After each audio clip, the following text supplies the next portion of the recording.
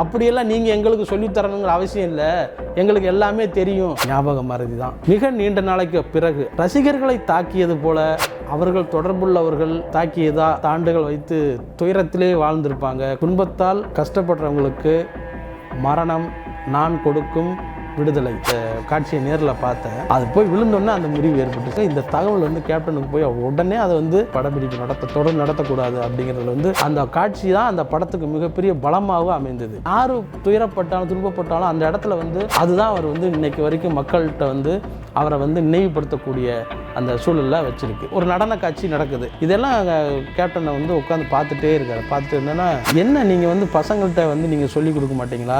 இது உங்களுடைய சொந்த படம் கேப்டன், சரியாக பண்ணலைன்னா டேக் அதிகமாகிட்டே இருக்கும், ரொம்ப சிக்கலாயிரும், உங்களுக்கு தான் நஷ்டம் வந்துடும், நீங்கள் முதல்ல இங்கே இருங்க. என்னுடைய பணங்கிறதுக்காக இப்படியா அவசர அவசரம் அவரை போட்டு கஷ்டப்படுத்துகிற மாதிரி நீங்கள் நடந்துக்கிறது அப்படிலாம் பண்ண வேண்டாம். அதுதான் வந்து கேப்டன் வந்து தன்னை அறியாமல் செய்கிற அந்த உதவி வந்து அவருக்கே எப்படி பலாபலனோட வந்து இப்போ வந்து கேப்டன் இருந்திருந்தா என்னவெல்லாம் நடந்திருக்கும்.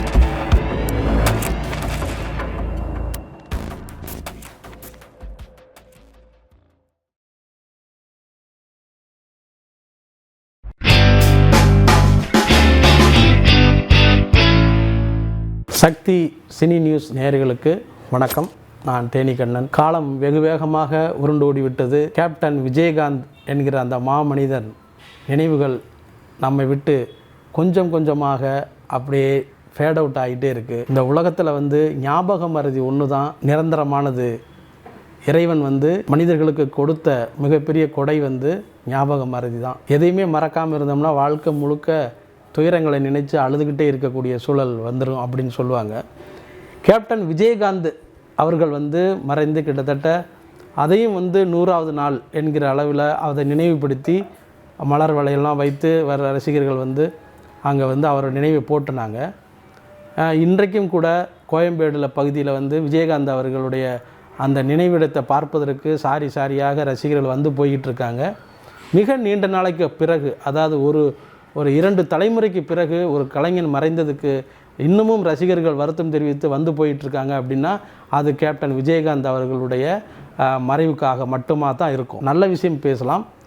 இந்த விஜயகாந்த் அவர்களுடைய மறைவு இழப்பு அப்படிங்கிறது ரசிகர்களை தாக்கியது போல அவர்கள் தொடர்புள்ளவர்கள் தாக்கியதா அப்படின்னு நம்ம வந்து கேட்டோம்னா அது வேறு மாதிரியான ஏன்னா அவரை கிட்டத்தட்ட 10 ஆண்டுகள் வைத்து துயரத்திலே வாழ்ந்திருப்பாங்க. கஷ்டத்தில் அவர் படுற கஷ்டத்தை பார்த்து அவங்க கஷ்டப்பட்டிருப்பாங்க.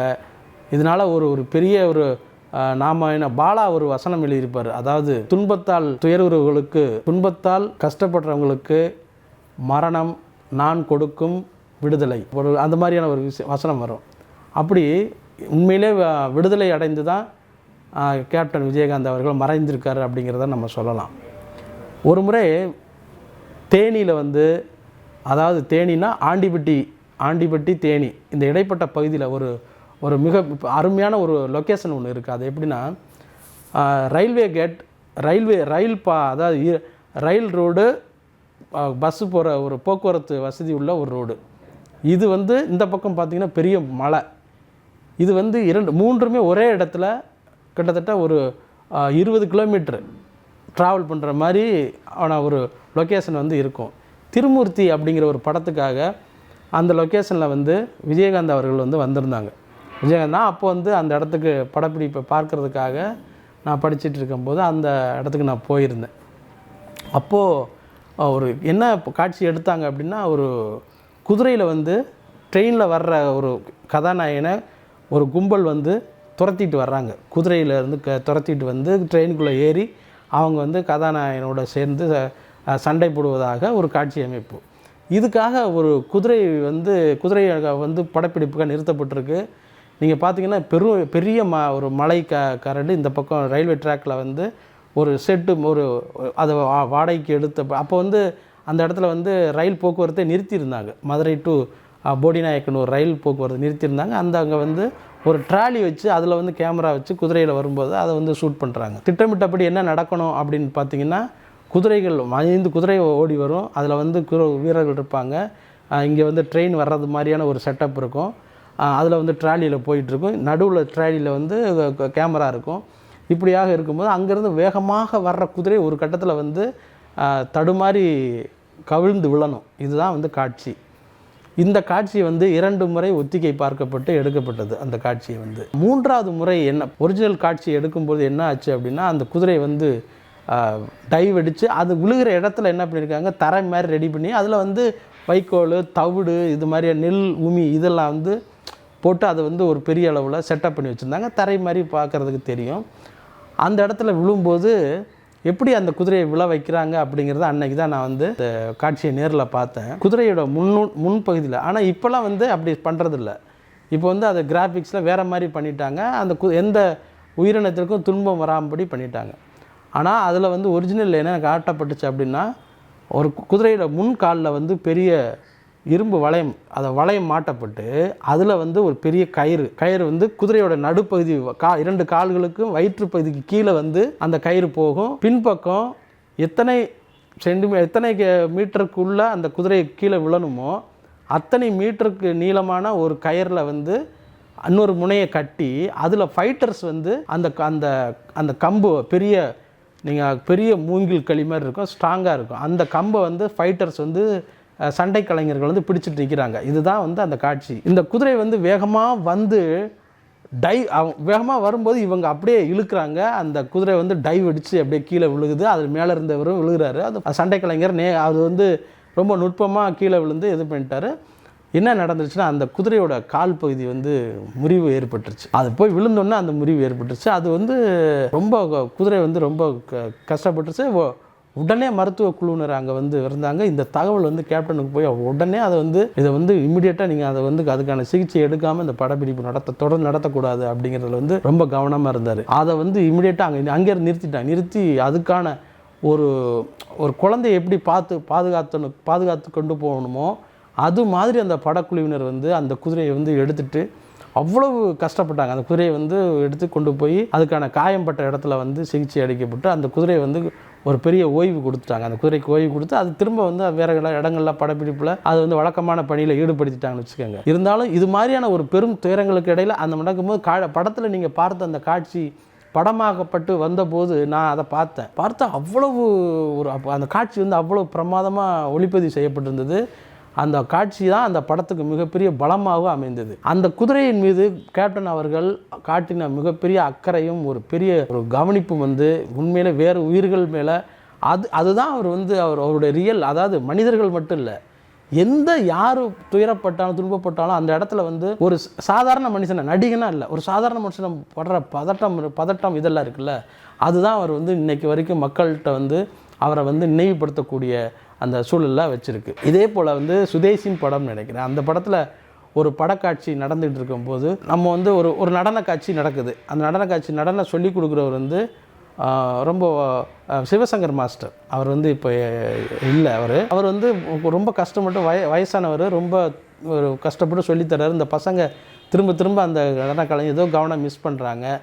ஆனால் அவர் சொல்லிக் கொடுத்து இவர் நல்லா ஆடுறாரு. அதை சொல்லிக் கொடுத்து வரும்போது அப்போது இதெல்லாம் கேப்டனை வந்து உட்காந்து பார்த்துட்டே இருக்கார். பார்த்துட்டு இருந்தோன்னா வந்த உடனே அது ஷார்ட் போயிட்டுருக்கு. இங்கே மாஸ்டர் இங்கே வாங்க கூப்பிட்டு, என்ன நீங்கள் வந்து பசங்கள்கிட்ட வந்து நீங்கள் சொல்லிக் கொடுக்க மாட்டிங்களா, எல்லாத்தையுமே நீங்களே சொல்கிறீங்களே, ஏன் நீங்கள் வந்து அவங்கள்ட்ட ட்ரெயின் பண்ணலையா அப்படின்னு சொல்லி சொன்ன உடனே அவருக்கு உடனே மாஸ்டர் என்ன சொன்னாரா, இது உங்களுடைய சொந்த படம் கேப்டன், இவங்க வந்து நான் சொல்லிக் கொடுக்குறத சரியாக பண்ணலைன்னா டேக் அதிகமாகிட்டே இருக்கும், அதனால் ரொம்ப சிக்கலாயிரும், உங்களுக்கு தான் நஷ்டம் வந்துடும், அதனால் நான் வந்து நானே இருந்து அதை பண்ணுறேன் அப்படின்னு அவர் உடனே சொல்லிட்டார். நீங்கள் முதல்ல இங்கே இருங்க அப்படின்னு சொல்லிட்டு அவனை கூப்பிட்டு என்னுடைய பணம் நினைக்கக்கூடாது, எத்தனை ஷார்ட் எடுக்கலையோ, எவ்வளோ நேரம் டைம் எடுத்துக்கிறியோ, இன்றைக்கி ஃபுல்லாக கூட அந்த நடனத்தை வந்து நல்லபடியாக எடுத்து முடிங்க, என்னுடைய பணங்கிறதுக்காக இப்படியா அவசரம் அவரை போட்டு கஷ்டப்படுத்துகிற மாதிரி நீங்கள் நடந்துக்கிறது அப்படிலாம் பண்ண வேண்டாம், நீங்கள் முதல்ல இவ்வளோ நேரம் பரவாயில்ல இதை நடத்தி முடிங்கன்னு சொன்னால் அதுக்கப்புறம் அவர் டைம் கொடுத்த பிறகு அவங்களுக்கு ஒரு ரிலாக்ஸ் வரும், ஒரு ரிலீஃப் வந்தோடனே அந்த நடன கலைஞர் என்ன பண்ணுறாங்க, உடனே ரிலாக்ஸ் பண்ணிவிட்டு ஒரு அரை மணி நேரத்தில் அந்த நடனத்தை காட்சியை வந்து சிறப்பாக எடுத்து முடிச்சுட்டாங்க. ஸோ அப்போது இவர் கேப்டன் அவர்கள் வந்து அதை வந்து ஒரு அக்கறையாக காண்பிக்கிறாரு. இந்த அக்கறை என்ன உளவியலாக என்ன போகுது அப்படின்னா, கேப்டன் வந்து ரிலாக்ஸாக இருக்கார், எவ்வளோ வேணாலும் செலவு பண்ணிக்கலாம், ஒன்றும் பிரச்சனை இல்லைன்னு சொல்லிட்டாருங்கிற அந்த மனநிலை வந்து அவங்களுக்கு வந்த உடனே அவங்களோட இறுக்கம் தளர்ந்து அந்த நடனம் காட்சி வந்து ரொம்ப சிறப்பாக வந்துடுது. அதுதான் வந்து கேப்டன் வந்து தன்னை அறியாமல் செய்கிற அந்த உதவி வந்து அவருக்கே எப்படி பலாபலனோட வந்து திரும்ப வந்து சேருது பாருங்கள். அந்த மாதிரியான ஒரு மனிதாபிமானியும் ஒரு நல்ல ஒரு மனிதரையும் நாம் வந்து இந்த நேரத்தில் வந்து நினச்சி பார்க்கணும் அப்படிங்கிறது தான் இங்கே நம்ம வந்து குறிப்பாக நம்ம சொல்ல வேண்டியிருக்கு. இந்த தேர்தல் வந்து நிறைவு பெற்றுச்சு. இப்போ வந்து கேப்டன் இருந்திருந்தால் என்னவெல்லாம் நடந்திருக்கும் அப்படிங்கிற பல்வேறு நினைவுகள் நமக்கு போகுது. ஆனாலும் கேப்டன் இருந்த இடத்துக்கு வந்து என்ன மரியாதை கொடுக்கணும் அப்படிங்கிறத வந்து இன்றைக்கு வந்து தேமுதிகவுக்கு அதிமுகவுக்கு நடந்த அந்த ஒரு பிரச்சாரமும் அவங்களுக்கு கொடுத்த மரியாதையும், அந்த மரியாதை வந்து சுற்றுப்பயணத்தில் வந்து நம்முடைய சண்முக பாண்டியனுக்கும் விஜய் பிரபாகரனுக்கும் மக்கள்கிட்ட கிடைத்த வரவேற்பும் அதை வந்து காட்டுது. ஆனால் தொடர்ந்து இந்த அரசியலில் கேப்டனுடைய அந்த இருப்பை வந்து அவர்கள் தக்க வைத்து கொள்ள வேண்டும் அப்படிங்கிறது தான் நம்மளுடைய ஆசை. ஏன் அப்படி சொல்கிறேன்னா, இவங்க பேசும்போதே என்ன பண்ணுறாங்க, நாம் வந்து அந்த கூட்டணி கட்சிக்காரர்கள்ட்ட வந்து என்ன பேசணும் அப்படிங்கிறதையும் அவங்க தங்களுக்கு என்ன செஞ்சாங்க அப்படிங்கிறதையும் வெளிப்படையாக சொல்ல ஆரம்பிச்சிட்டாங்க. கேப்டனுடைய கட்சிக்கு வந்து இவ்வளோ பணம் கொடுத்துருப்பாங்க அப்படிங்கிறதையும், இத்தனை கோடிகள் அவங்களுக்கு கை மாறி இருக்குது, அவங்க வாங்கியிருக்காங்க அப்படிங்கிறதெல்லாம் வந்து வெளிப்படையாக, அதாவது சிதம்பர ரகசியம் மாதிரி ஆகிப்போச்சு. எல்லாருக்கும் தெரியும், ஆனால் யாரும் சொல்ல மாட்டாங்க, இப்படிங்கிற மாதிரி ஆகிப்போச்சு. இதையெல்லாம் கொஞ்சம் வந்து இப்போதைக்கு இருக்கக்கூடிய அவருடைய துணைவியார் அவர்களை வந்து இதெல்லாம் தவிர்க்கணும். இதெல்லாம் தவிர்த்தா தான் பொது வெளியில் ஒரு மீடியாக்கள்கிட்ட பேசும்போது ரொம்ப கவனமாகவும் ஒரு எச்சரிக்கையோடு பேசணும். நான் என்ன சொல்கிறேன், இயல்பாக பேசுங்க. ஆனால் கேப்டனுடைய புகழுடைய அதை வந்து மக்கள்கிட்ட, ரசிகர்கள்ட்ட எடுத்துகிட்டு போய், தொண்டர்கள்ட்ட எடுத்துகிட்டு போய் சேர்க்குற மாதிரியான பணிகளையும் நீங்கள் சேர்ந்து செய்யணும் அப்படிங்கிறது தான் இங்கே கவனிக்க வேண்டியிருக்கு.